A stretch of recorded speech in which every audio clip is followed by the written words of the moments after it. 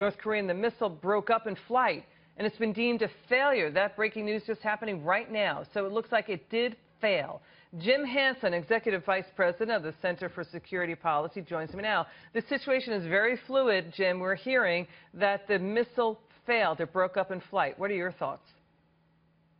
I think it's almost more dangerous in the current situation if it did fail again, because as unstable as Kim Jong-un is, another embarrassment like this on the world stage when he's trying to strut his stuff and posture may lead him to try something more dangerous. So I'm glad it broke, but I'm not sure that's a good thing. Jim, what could he try that would be more dangerous? He's got nukes. You know, they've done nuclear tests before. We don't know just, how advanced they are, but we've seen, from the results that they've done underground tests. And there was an expectation that for his grandfather's birthday that he might clack off another one and try a test. That's hugely concerning. The other thing is he could also fire enough or do something that would attempt to hit our carriers or something like that.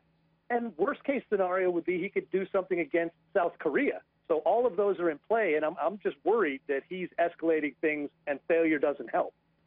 Secretary of State Rex Tillerson speaking at the UN earlier today. Let's listen.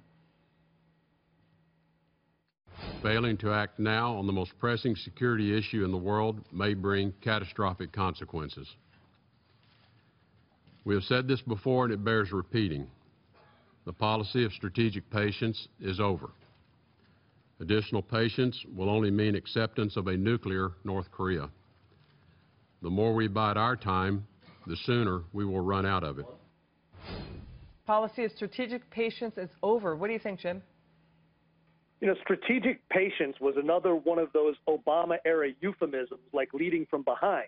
It amounts to whistling past the graveyard and hoping nothing bad happened during his watch. Well, he lucked out. He got out before something horrible happened, but by doing that, he made things worse for his successor. And now President Trump has to deal with what Secretary of State Tillerson just said. North Korea has advanced. Now, their missiles may not be working as well as they want, but every test teaches them something and makes it more likely that the next one will work. Well, this is President Trump earlier warning of a possible serious conflict. Let's listen. There's a chance that we could end up having a major conflict with North Korea. Absolutely. Jim, what are the scenarios here? Like I said, worst case is they roll tanks or fire artillery or start attacking South Korea. The capital of South Korea is within range of North Korean artillery that's in place, loaded, and ready to go. They could rain hellfire down on them and kill, thousands of people pretty much instantly. They would be hard-pressed to do an actual invasion, but they could try. They have trouble. They don't have enough gas. They don't have really enough munition. But they could sure make it bad. And as I said, another missile shot at either our ships, at another ship, at Hawaii, at Japan, at other places, that would be bad too. And if they happen to have a nuke ready for testing, if they sent that out, could be awful.